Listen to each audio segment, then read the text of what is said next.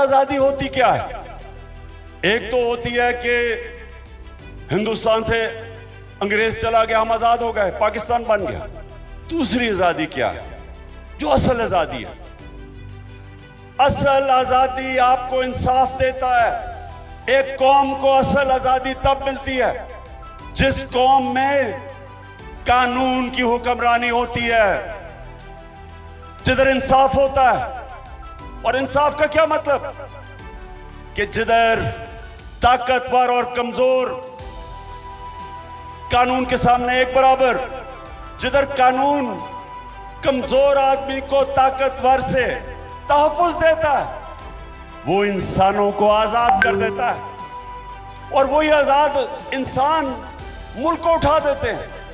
कानून की हुक्मरानी से जो आजादी मिलनी चाहिए थी वो नहीं मिली। क्यों नहीं मिली?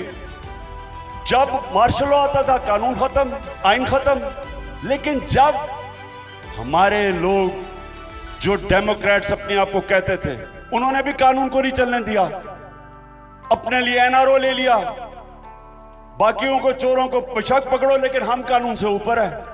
तो जब कानून की हुक्मरानी नहीं आई पाकिस्तान में, तो यहां जंगल का कानून रहा है और इसलिए लोग गुलाम रहते हैं।